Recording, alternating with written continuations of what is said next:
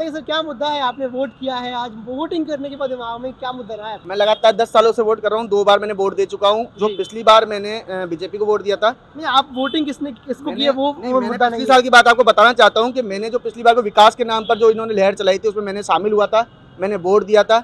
लेकिन विकास के नाम पर यहाँ पे जो भी हुआ है शून्य हुआ है बिल्कुल। यहाँ पे हम 15 साल से लगातार देखते हुए आ रहे हैं। हमारी पुलिया, ये जो पुलिया आप ऊपर देख रहे हो, 7-8 साल से इसका काम निरंतर चल ही रहा है, जो अभी तक पूरा नहीं हो पाया है। और जो सरकार अगर जो काम के नाम पे वोट मांगती है, हम चाहते हैं कि आप काम के नाम पे वोट मांगो, राम के नाम पे नहीं। क्योंकि हमको क्या, राम मंदिर हमारे बना है, अच्छी बात है, लेकिन उसकी सिड्डी पे यहाँ पे पढ़ा लिखा युवा जाके उसकी सिड्डी पे नहीं बैठेगा।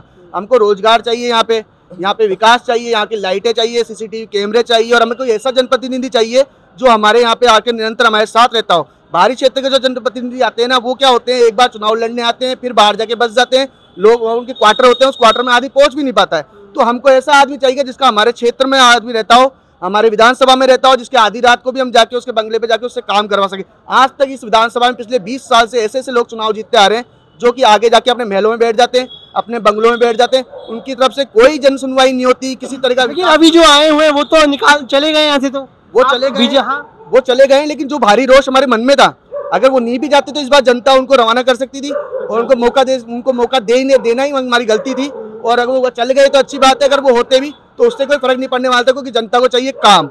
और यहाँ का जो कौन करेगा इस बार काम जनप्रतिनिधि, हम ये नहीं कहना चाहते आप किसको वोट दो किसको नहीं। आप रोजगार पे वोट मांगो, आप काम पे वोट मांगो, आप अपने जो आपने विकास किया है आप डंके ही चोट पे उस पर वोट मांगो। आपका जो प्रोपेगेंडा चलता है सरकार की तरफ से, धर्म, आप जब हम बचपन में पढ़ाई करते थे तो हमारे 4 कारण होते थे। हमारे पास राजनीतिक कारण होता था, धार्मिक कारण होता था, सांस्कृतिक कारण होता था। धर्म में कभी राजनीति में धर्म नहीं आता, धर्म में कभी राजनीति नहीं आती। आज आप राम के नाम पे वोट मांग रहे हो, तो मैं ये कहना चाहता हूँ कि हमने जो पढ़ाई लिखाई करी है बचपन में, मैं बहुत पढ़ा लिखा आदमी हूँ। अभी क्या किया है आपने? मैंने ट्रिपल MA कर रखी है, मैं LLB कर रखा हूँ, मैं बढ़िया कोर्ट में वकील हूँ।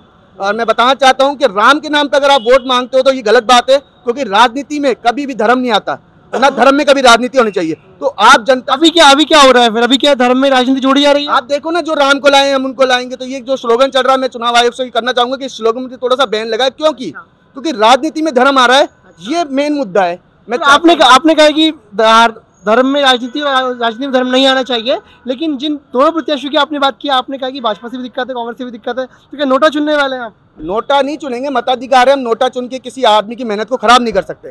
किसी व्यक्ति को कभी नोटा का प्रयोग नहीं करना चाहिए, क्योंकि अगर आप नोटा का प्रयोग करते तो जो लगातार 10 साल से आपके लिए मेहनत कर रहा है, वो व्यक्ति की मेहनत खराब हो जाती है। आप किसी को भी वोट दो, लेकिन आप व्यक्तिगत रूप से किसी व्यक्ति को वोट दो, उसकी मेहनत खराब ना करें, उसको वोट देकर उसको सांसद भेजो। मैं ये चाहता हूँ विधानसभा में वही व्यक्ति जाए जो जनता की आवाज उठा सके। आज हम 10 साल से हम चैनल देखते आ रहे हैं, विधानसभा में मुद्दे उठते हैं, लेकिन हमारे क्षेत्र विद्यानगर विधानसभा के विधायक साहब जो थे, उनकी कभी भी आपने कोई फोटो या कोई चीज अगर विद्यानगर विधानसभा में देखी, विद्यानगर विधानसभा जो हमारे MLA थे, उनको कभी भी आपने विधानसभा में कुछ बोलते हुए देखा होगा, तो आप उनका कोई भी वीडियो है आप मुझे मेंशन कर सकते हैं, मुझे टैग कर सकते हैं। अभिमन्यु केलाई मेरा नाम है।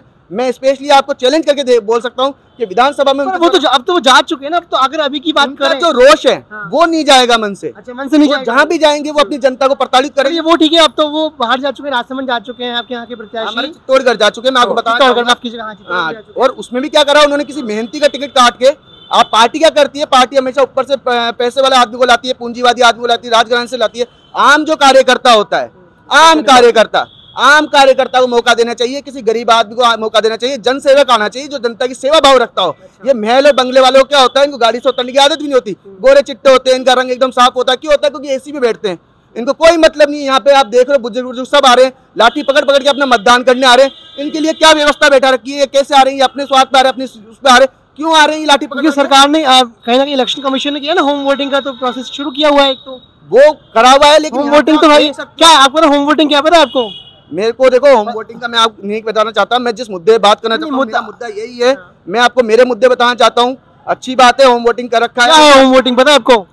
जो अपने बूढ़े, जो अपने उम्र दराज व्यक्ति, कितने उम्र वाले, आई थिंक आप LLB किए हुए हैं ना, तो आप लॉ से जुड़े हुए हैं, तो लॉ में यही लॉ से ही पास हुआ है, तो बताइए। मैं तो पढ़ा लिखा आदमी होकर बेरोजगार घूम रहा हूँ। मैं तो लॉ करी हुई, लेकिन पढ़े लिखे तो है ना आप, तो मुझे बताइए होम वोटिंग की अगर बात करें तो होम वोटिंग क्या है, पहले बताइए आप। होम वोटिंग ये होता है, जो भी उम्र दराज आदमी। कितनी उम्र से? ये आपको आई थिंक पता होगा। 80 उम्र से।